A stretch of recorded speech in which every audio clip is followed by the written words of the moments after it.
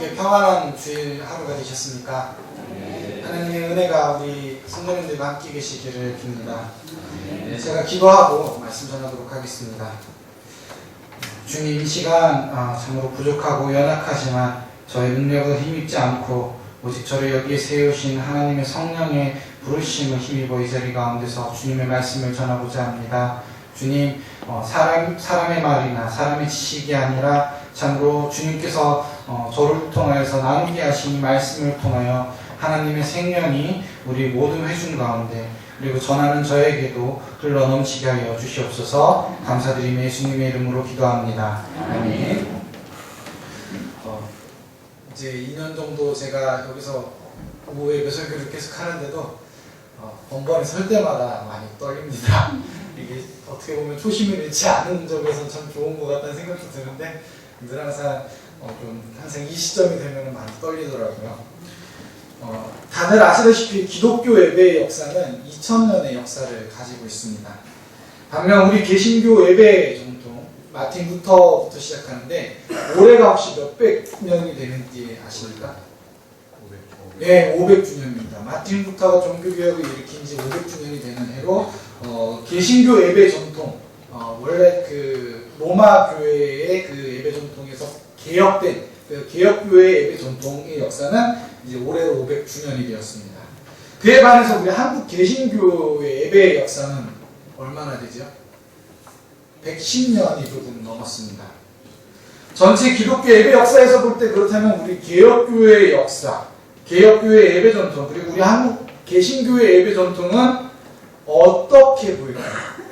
유아기, 걸음마를 갓댄 것 같은 그런 모습일 것입니다. 혹시 기억하시는지요? 90년대 후반부터 2000년대 초중반까지 한국 교회에서는 어떤 운동이 있었나요? 예배 회복 운동이 있었습니다. 그래서 80년대부터 시작된 찬양 예배가 90년대부터는 중반부터는 거의 모든 전국 교회에 보급되기 시작을 했죠. 제가 어렸을 때 그 시절이 기억이 나는데 어렸을 때 정말 제가 그 90년대 초반이었는데 1, 2학년 때였는데요. 그 시절에는 교회에서 드럼 치면 무슨 소리 들었죠? 이런 마귀 사탄 같은 이런 이야기를 들을 만큼 굉장히 그 예배에 대해서 찬양에 대해서 엄격한 기준을 가지고 있었던 것이 당시 교회의 모습이었습니다.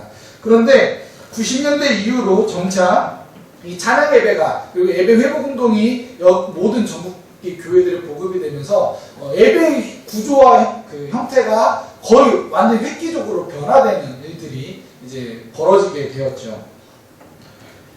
여기 계신 성도님들 대다수가 이 시기를 저와 마찬가지로 공통적으로 다 겪으셨을 겁니다. 저야 그 당시에 아무것도 모르는 아이였지만 우리 성도님들께서는 그 부분에 대해서 어떤 성도님들께서는 이건 절대 안 된다 이렇게 나서셨던 분도 계실 거고 어떤 분은 아니다 이것도 좋다 하고 열린 마음으로 받아들이신 분도 계셨을 것입니다. 이 예배 회복 운동은 비단 그 당시 우리나라에만 있었던 것이 아닙니다. 우리나라에는 조금 늦게 보급이 된 반면에 조금 또 특이한 방식으로 찬양에 좀 중점이 돼서 보급이 되었지만은 예배 회복 운동은 1962년 제2차 바티칸 그 로마 가톨릭에 의해서 주도되었던 제2차 바티칸 공의회로부터까지 거슬러 올라가게 됩니다.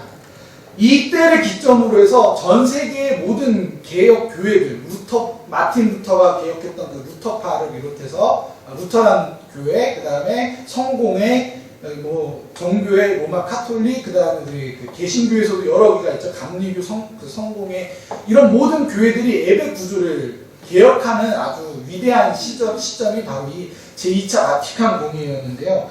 이때 1962년 바로 이때 로마 바티칸에서 이 공의회가 열렸을 때 로마 카톨릭에서는 기존에 자신들이 고수하고 있던 예배의 입장을 과감히 내려놓습니다. 그리고 그 당시까지 우리가 계속해서 몇백 년 동안 500년 동안 종교개혁자들이 주장했었던 그 개혁의 요소들 예배에 있어서 이런 것들이 바뀌어야 된다. 이거 잘못되었다라고 이야기했던 것들을 과감히 다 대폭 수용하게 됩니다. 그런 일이 벌어지면서 지금 현재는 거의 많은 부분에 있어서 오히려 우리 개혁교회보다 더 나은 예배의 모습을 지금 보여주고 있는 게 지금 현재 로마 카톨릭이긴 한데요.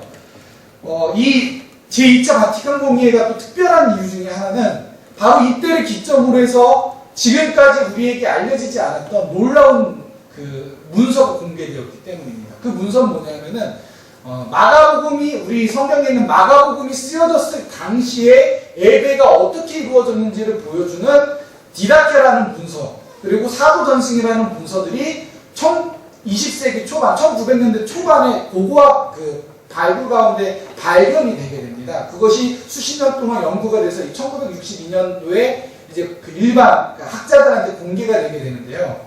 바로 이것을 통해서 그동안 우리가 알고 있었던 종교개혁자들이 초대교회로 돌아가자라고 외치면서 주장했던 것이 사실은 초대교회가 아니었다라는 것이 알려지게 됩니다. 이건 굉장한 충격이었죠. 왜냐하면은 루터나 칼빈 이 당시 사람들이, 그 당시 사람들이 종교개혁은 예배개혁이다라고 하면서 예배개혁을 하기 위해서 참고로 했던 책들은 아무리 빠르게 잡아봐야 기원 후 1000년을 못 넘어가는 겁니다. 기원 후 1000년 정도경의 문서들이었던 것이죠. 그러다 보니까 본인들은 그것이 초대교회 문서라고 생각을 했지만 사실은 아니었던 겁니다. 반면에 이 디다케와 사도전승과 같은 책들이 발견이 되고 나서 로마 카톨릭에서부터 시작해서 이 문서가 연구가 되기 시작을 했는데, 이걸 통해서 우리에게 주어지는 이점은 뭐냐면은 2000년의 교회 역사에서 우리가 잃어버렸던 초대교회의 유산인 예배를 회복할 수 있는, 초대교회의 예배 형태를 다시 우리가 재현할 수 있는 길이 완전히 회복하지 못하겠지만 보다 더 가깝게 나아갈 수 있는 길이 열렸다는 것입니다. 그런 점에서 굉장히 우리가 살고 있는 시기는 예배가 회복될 수 있는 엄청난 기회를 가진 그런 시대임을 우리가 알 수 있습니다.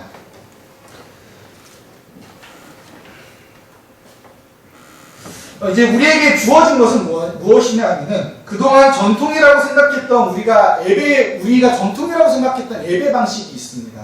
예배 순서들이 있습니다. 그런데 그런 순서들에 대해서 우리가 조금 겸허한 마음을 가지는 것입니다. 앞으로 이제 시간이 지나면 지날수록 예배에 대한 연구가 더 깊어지면서 아마 우리 일신교회에도 그 초대교회 예배 형태가 보급되는 날이 오게 될 것입니다. 그런데 그때가 왔을 때 이거는 잘못된 거야, 이건 내가 드렸던 예배는 다른데라고 거부하고 반대하는 것이 아니라 그거에 대해서 겸허하게 수용하거나 혹은 이제 약간의 그 조정을 통해서 그것들을 점차 우리 교회 안으로 끌어들이는 그런 자세가 이제 필요하다는 것이죠. 예배를 기억하는 일은 너무나도 중요한 일입니다. 예배가 우리의 신앙을 만들고 우리의 신앙과 고백이 예배의 형태로 나타나기 때문입니다. 우리 그리스도인에게 있어서 예배가 무엇입니까? 예배는 우리가 살아가는 의미이자 목적입니다. 이사야 43장 21절에서 주님께서는 이렇게 말씀하십니다.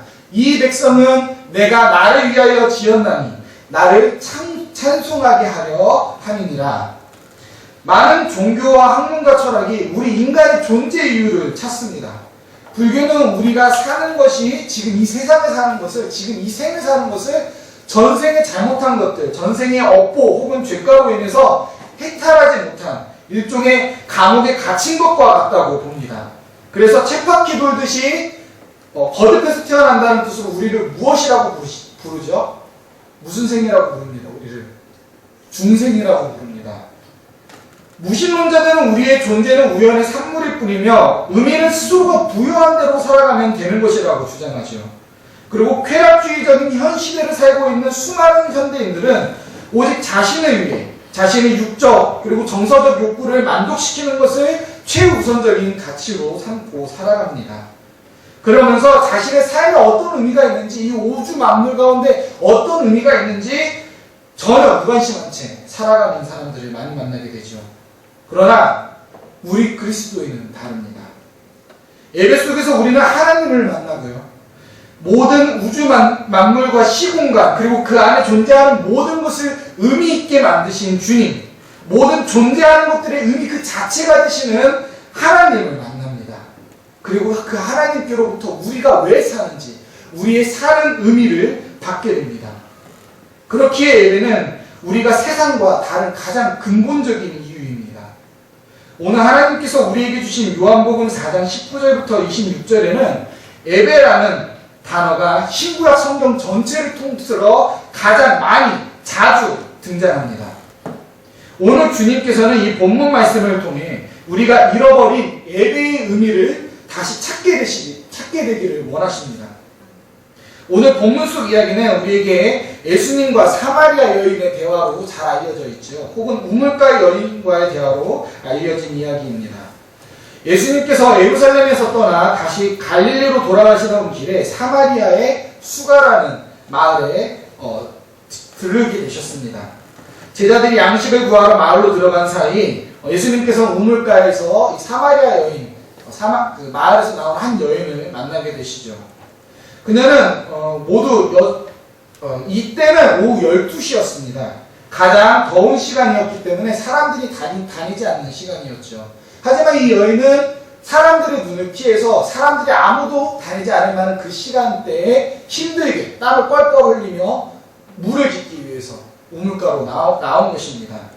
이 여인은 무려 6번에 걸쳐서 서로 다른 남자들과 동거 내지는 결혼 생활을 했고 그리고 모두 실패했습니다. 당시 마을 사람들이 그녀를 바라보는 시선은 오늘날 우리가 성범죄자를 바라보는 시선과 크게 다르지 않았을 것입니다.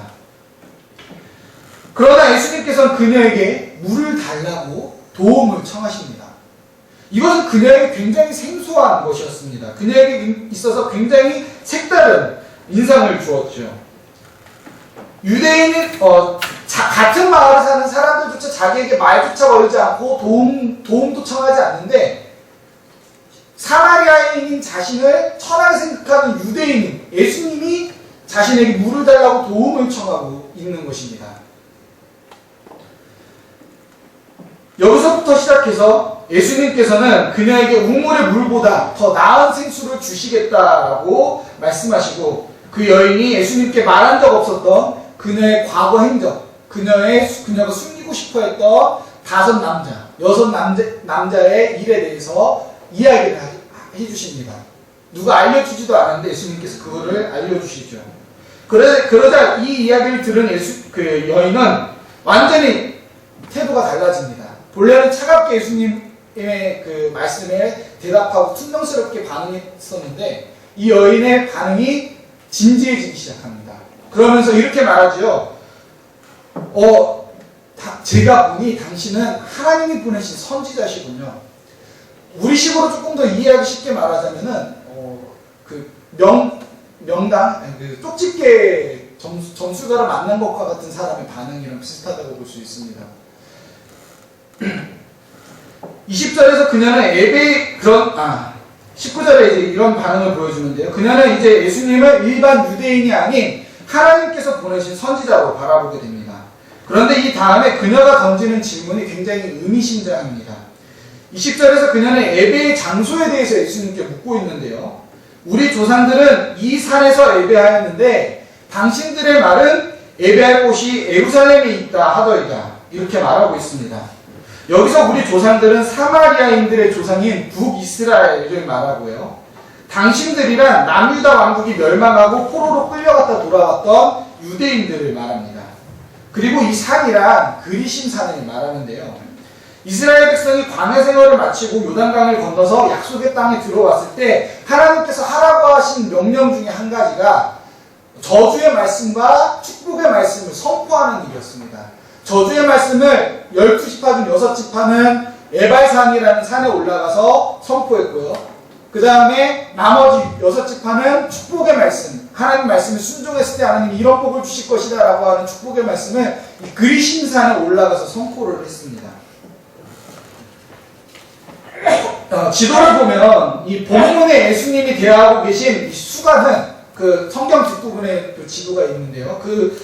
지도를 비교해 보시면 신약과 구약의 지도 위치를 비교해 보시면 수가라는 마을은 이 그리심산 위쪽에 있고 북쪽에 있고 그 남쪽에 뭐가 있냐면은 베델이 있습니다. 이 베델이 무슨 뜻이죠? 하나님의 집이라는 뜻입니다. 누가 이름 붙였습니까? 야곱이 이름을 붙였던 곳입니다. 반면 예루살렘은 어떤 곳이죠? 아브라함이 이삭을 번제로 드리려고 했던 그 여호와 이레의 땅이 바로 이 예루살렘 성전터라고 이야기를 합니다. 그렇게 사마리아인들과 유대인들 사이에는 오래전부터 남북왕국 시대부터 어디가 하나님께 예배드리기에 합당한 하나님께 예배드렸을 때 효과가 있는 바른 예배 장소인가에 대해서 항상 논란이 있었던 것입니다. 늘 항상 문제가 제기되어 왔던 것이죠. 그렇기 때문에 오늘 이 사마리아 여인은 이 예배의 장소에 대해서 예수님께 묻고 있습니다. 그러나 정말로 우리가 여기서 더 특이하게 생각해야 될 것은 이런 부분이 아니라 이 여인이 예수님을 하나님의 선지자로 생각하면서도 처음으로 묻는 질문이 다른 걸 물어본 것이 아니라 예배라고 하는 점입니다. 생각해 보시죠. 예를 들어서 교회 다니지 않는 분들 중에 어떤 분이 용한 점쟁이를 만났습니다. 자기가 말하지도 않았는데 자기의 과거 신상을 줄줄줄이 다 빼는 사람을 만났습니다. 이 사람한테 가서 그 사람이 무엇에 대해서 물어보겠습니까? 자기가 돈을 어디 가서 하면 벌 수 있을까요? 어떻게 하면 건강해질 수 있을까요? 혹은 어떻게 하면 내 자녀가 좋은 학교 혹은 좋은 직장에 취직할 수 있을까요? 어떻게 하면 성공할 수 있을까요? 이런 것들을 물어보지 않겠습니까? 세상 사람들은 이 같은 것을 구하는 이유, 목적이 무엇이죠? 그것이 자신들을 행복하게 할 수 있을 거라고 믿기 때문입니다. 행복하기 위해서이죠. 병을 고치면 행복할 것 같으니까, 돈을 벌면 행복해질 것 같으니까, 성공한 인생이 행복한 것 같으니까 그들은 이 같은 것의 답을 신기한 사람들, 이런 점술가 같은 사람들한테 구하는 것입니다. 그런데 오늘 여인의 물음은 다릅니다. 이 여인은 아직 예수님을 그리스도로 보고 있지 않습니다. 지금 이 여인은 이 예수님을 하나님의 선지자, 아주 용한 점쟁이 정도로 보고 있는 겁니다. 그러면서 하나님의 그런 그 애언가로서 예수님을 바라보면서 예수님한테 물어본 것이 다른 것이 아니라 바로 예배라고 하는 것은 바로 이 여인이 우리가 행복해지기 위한 다른 그 어떤 것도 아니라 돈이나 다른 명예나 건강이나 이런 것들이 아니라 우리가 진정으로 행복해지기 위해서는 예배가 중요하다는 것을 보여주고 있는 것입니다. 어떻게 예배가 우리를 행복하게 할 수 있을까요? 혹시 메슬로우의 욕구 5단계 피라미드를 혹시 알고 계시는지요? 이거 굉장히 조금 어려운 부분, 알고 계시는군요. 네, 전부 5단계로 나눠진 피라미드를 한번 생각해 보시면 좋겠습니다. 이 피라미드의 제일 밑에는 식욕과 같은 생리적인 욕구가 있습니다. 그리고 이것이 충족되면 그 위에 욕구가 생기게 됩니다. 그 위층에는, 이 생리적 욕구 위층에는 안정감이나 안전의 욕구가 생기죠. 그리고 또 이것이 충족되면 그 위에 가족이나 사회 집단에 소속되고자 하는 소속감의 욕구가 생깁니다. 그리고 네 번째 층에서는 그 위로 자신이 존중받고 존경받으며 인정받고자 하는 욕구, 그리고 가장 마지막 최상층에는 자아 실현의 욕구가 있습니다. 메슬로는 이 5단계 피라미드의 가장 꼭대기인 자아 실현까지 만족시켜야 사람이 진정으로 행복해졌다라고 말할 수 있다고 이야기합니다. 예배는 자아 실현과 이 자아 실현과 맞닿아 있습니다. 자아 실현이란 일반적으로 한 사람이 자기 안에 잠재적으로 가진 모든 기회와 가능성을 실현하는 것을 말합니다. 예를 들어 자아 실현의 일환으로 많은 사람들이 여행을 많이 선택을 합니다. 여행을 가는 것을 통해서 자신의 그런 가능성을 시험해보고자 하죠. 또는 자신이 그냥 먹고 살기 위해서 일하는 것이 아니라 좀 돈은 안 되더라도 자기가 즐거워하는 것, 자기가 하고 싶어하는 것을 즐기면서 사는 것을 자아실현이라고 말하기도 합니다. 그런데 우리 그리스도인에게는 이런 자아실현은 없습니다. 여기서 말하는 자아실현이란 하나님을 찾아볼 수가 없기 때문입니다. 철저하게 하나님을 무시한 인본주의적인 생각이죠. 그리스도인에게 자아실현은 없습니다. 대신 이것이 있지요. 아버지의 뜻이 하늘에서와 같이 땅에서도 이루어지게 하소서. 이겁니다. 우리에게 자아실현 그 이상의 의미가 있는 것은 바로 하나님의 뜻이 이루어지는 것입니다. 우리는 우리를 향하신 하나님의 뜻이 이루어질 때 행복합니다. 그게 그리스도인입니다. 우리를 향하신 하나님의 뜻이 무엇입니까? 우리로 인해 하나님께서 영광 받으시고 찬양 받으시는 것입니다. 바로 예배이지요. 그분께 영광 돌리도록 우리를 지으신 하나님의 뜻이 이루어지는 순간이 바로 예배입니다. 그렇기에 예배는 우리를 행복하게 합니다. 그래야만 합니다. 예배에서 우리를 향하신 하나님의 뜻이 이루어짐을 경험하시는 우리 성도님들 되시기를 원합니다. 그래서 예배가 행복한 우리 일심교회가 되기를 소망합니다. 그러나 여기서 질문을 하지 않을 수가 없습니다. 여러분, 예배 드리는 것이 행복하십니까? 정말 행복하십니까? 솔직하게 스스로에게 물어보시기 바랍니다. 예배는 구원받은 자들이 이 땅과 장차 완성될 하나님 나라에서 영원토록 드리게 될 것이기 때문입니다. 그런데 여러분, 만약에 예배가 행복하지 않다고 한다면, 예배 드리는 것이 지루하고 따분하고 졸리기만 하다면, 그렇다면 이 땅에서 죽어서, 이 땅에서는 죽어서 더 이상 지루하고 졸린 예배를 드리지 않을 수 있겠죠. 하지만 우리가 죽은 이후에 영원토록 하나님과 함께 예배 드려야 되는 그곳에서는 어떻게 우리가 행복할 수 있겠습니까? 영원토록 예배를 드려야 되는데 예배가 행복하지 않다면 천국이 천국이 아니죠. 본문이 따로 없는 겁니다.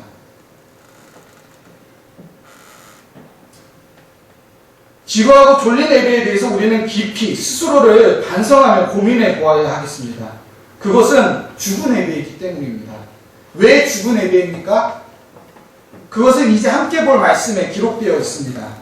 앞서 사마리아 여인의 예배 장소에 대한 질문에 예수님께서는 장소가 중요한 것이 아니라고 가르치시며 21절과 22절의 말씀을 하십니다. 함께 읽겠습니다. 예수께서 이르시되 여자여 내 말을 믿으라. 이 산에서도 말고 예루살렘에서도 말고 너희가 아버지께 예배할 때가 이르리라. 너희는 알지 못하는 것을 예배하고 우리는 아는 것을 예배하노니 이는 구원이 유대인에게서 남이라. 아멘. 예수님께서는 우리에게 장소에 얽매일 필요가 없는 예배에 대해서 이 여인에게 가르쳐주고 계시는데요. 그러면서 사마리아인들의 예배와 유대인들의 예배가 가지는 가장 근본적인 차이점을 알려주십니다. 그게 무엇일까요? 유대인들은 알고 예배를 드리는데 사마리아인들은 모르고 예배 드린다는 겁니다. 이것이 아주 우리에게 던지는 의미가 아주 무겁습니다. 제가 오늘 설교 말씀의 제목으로 삼았던 예배 모든 의미의 시작이라고 했던 것처럼 예배는 성경을 포함하여서 우리가 겉으로는 다 헤아릴 수 없는 깊은 의미를 가지고 있습니다. 우리가 그냥 쉽게 그냥 훑어보고 마는 우리 주보를 한번 보시죠. 주보에 보시면 예배 순서가 왜 그렇게 짜여져 있는지 혹시 아십니까? 그 의미를 아십니까? 예배의 그 순서들은 그냥 그와 같이 주어진 것이 아닙니다. 예배의 순서들, 예배의 부름이 있고 예배의 거기에 대한 그 응답의 찬양이 피아노 반주로든 성가대 찬양으로든 이루어지고 그 다음에 목사님이나 혹은 인도자를 통해서 기원이 이루어지는 이 일련의 순서들은 전통도 전통이지만 그 안에 깊은 신학을 담고 있습니다. 하나님께서 우리를 부르셨기 때문에 거기에 대해서 우리가 응답하는 행위로서의 예배라고 하는 의미를 그 안에 담고 있는 것이죠. 그렇기 때문에 사실은 우리가 생각하는 것보다 우리가 그저 스쳐 지나가고 그냥 너무나도 쉽게 지나치는 것들 중에 이 예배라고 하는 것이 너무나도 많은 의미를 가지고 있다는 것.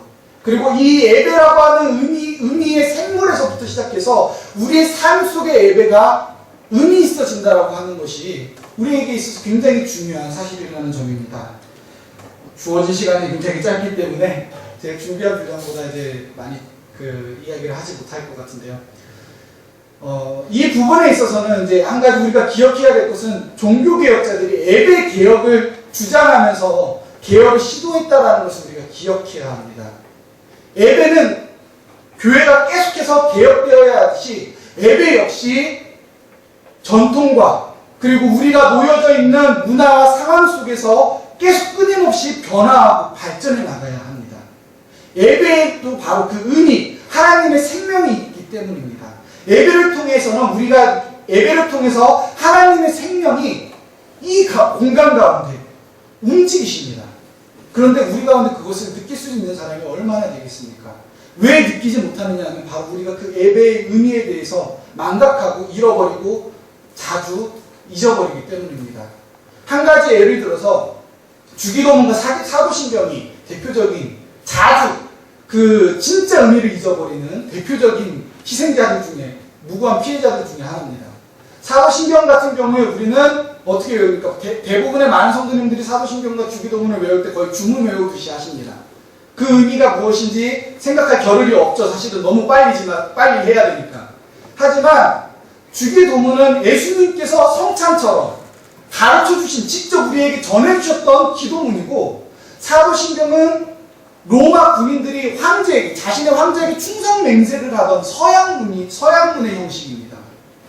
그 말인즉슨 사도신경은 기도가 아니라, 우리가 기도하는 것처럼 하는 것이 아니라, 사도신경을 할 때는 우리가 하나님 앞에, 하나님을 향해서 바라보면서 하나님을 향해서 내가 이것들을 믿습니다 라고 고백하면서 맹세하는 것, 하나님 앞에 충성을 맹세하는 것입니다. 군인과 같이요. 그런데 굉장히 이런 부분들이 우리가 예배를 계속 드리다 보면은 그 의미가 잊혀지게 되고, 그냥 이게 뭔지에 대해서 생각도 하지 않고 이것에 대해서 감사한 마음도 없이 그냥 가버리게 된다는 것이죠. 이런 것들이 이것뿐만이 아닙니다. 하지만 시간이 없기 때문에 제가 더 이야기할 수가 없습니다. 그러나 우리가 한 가지 기억해야 될 것은, 우리의 예배가 하나님 앞에서 분명히 올려지는 것이고, 이 예배를 우리가 어떻게 드리냐에 따라서 우리가 구원받는 것이 달라지지는 않습니다. 하지만 이 예배를 통해서 우리는 하늘의 예배를 경험할 수도 있고 죽은 예배를 경험할 수도 있습니다. 무엇을 선택하시겠습니까? 행복하게 하는 예배를 선택하시겠습니까? 아니면 지루하고 피곤한 예배를 선택하시겠습니까? 그렇게 성도 여러분, 제가 이 시간 주님의 말씀을 빌어서 여러분께 권하는 것은, 예배 가운데서 그 의미를 배우고 그 의미를 찾아내시기 바랍니다.